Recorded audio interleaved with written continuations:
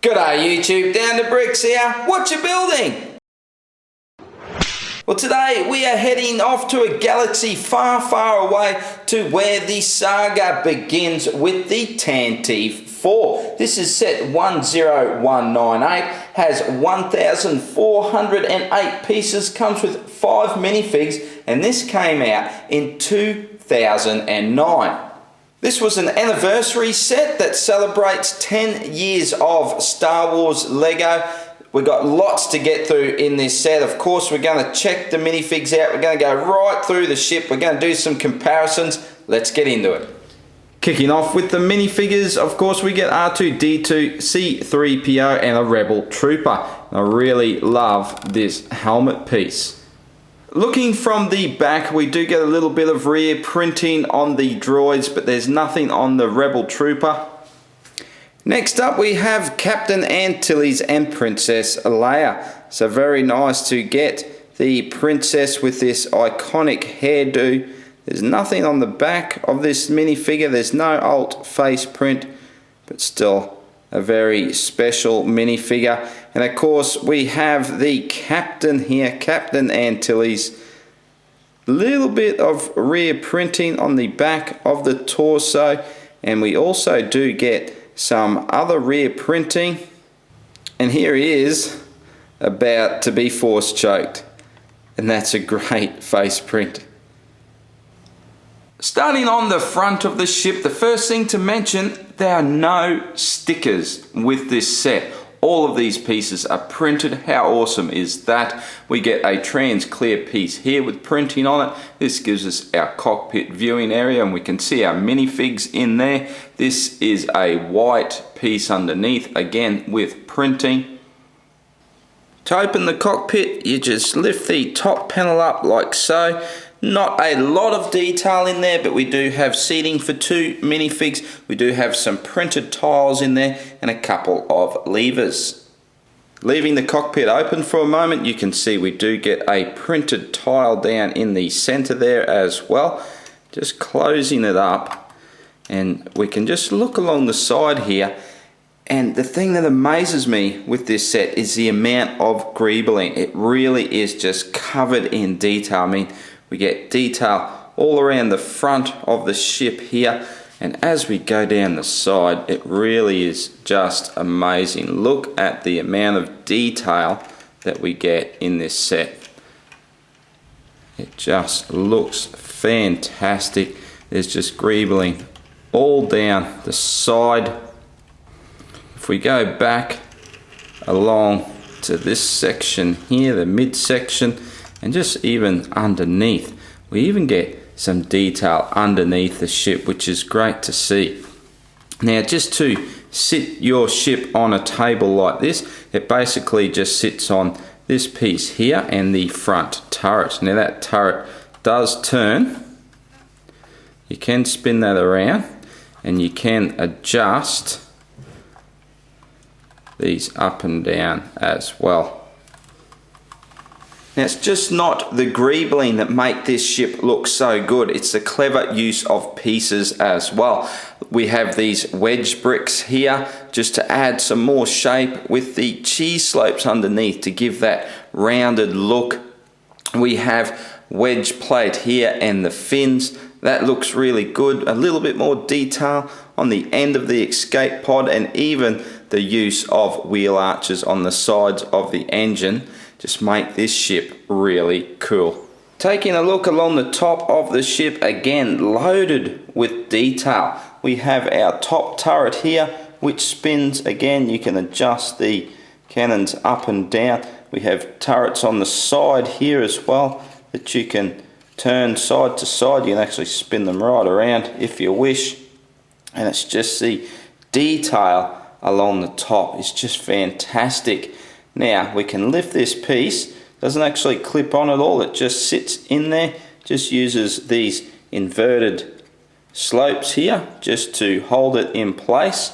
And now we can get a look on the interior here, and we really get some nice detail in here as well. So we get a nice desk with some printed tiles on it. We get a display area, so you can put Captain Antilles in the front here if you want. So we have these printed computer screens here. We have likewise on the other side. We have this little box which we can take out, and we will use this later on. There's nothing in there, it's empty, but you get a little storage crate. We get a nice little tiled area under the desk for a little bit of carpet.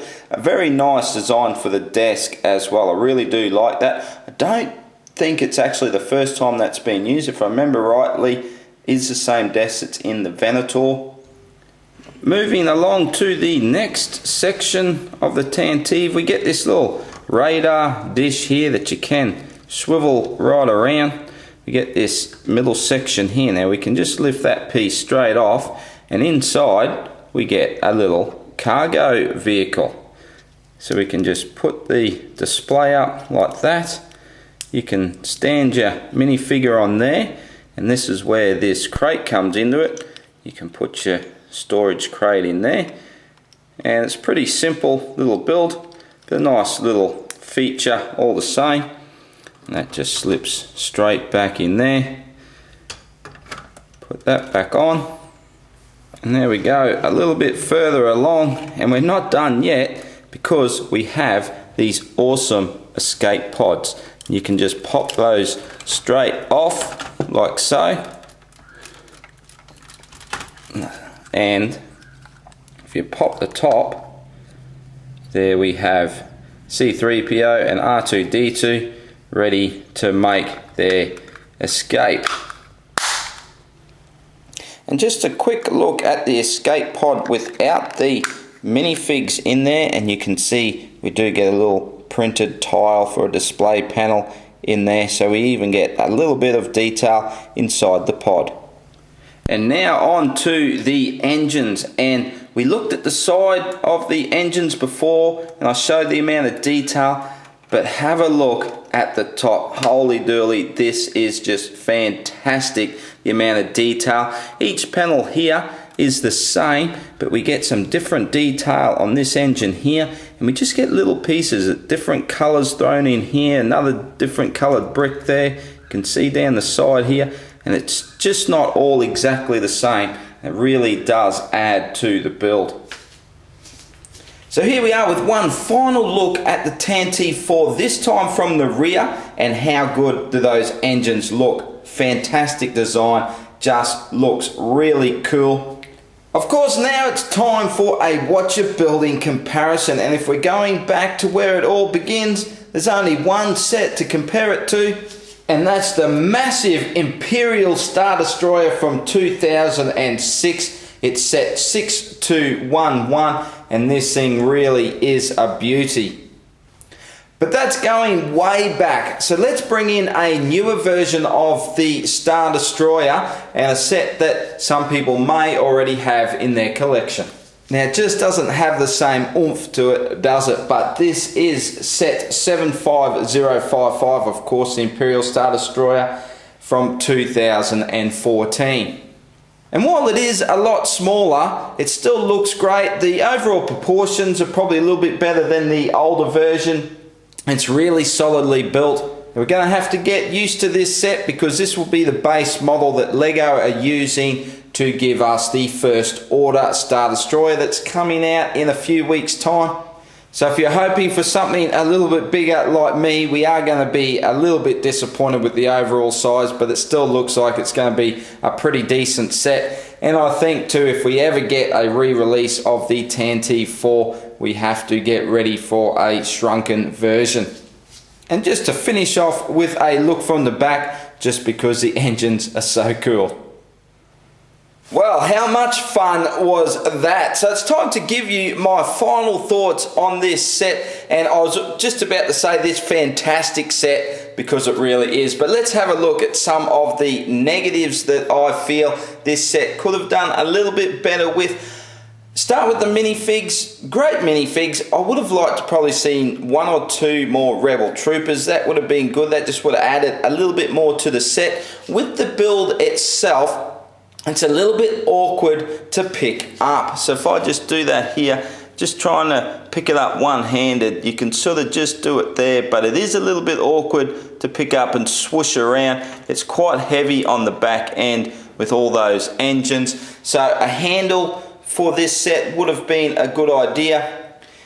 The other thing is the stability of it. When you've got it on display like this and you're just sitting it on the desk, it just sits on the turret at the front there, and that piece, you can see it under there, and it just sort of rocks on those and just balances on those. I mean, it's not too bad, but I suppose it could have had maybe some other landing gear just to hold it on the table a little bit better.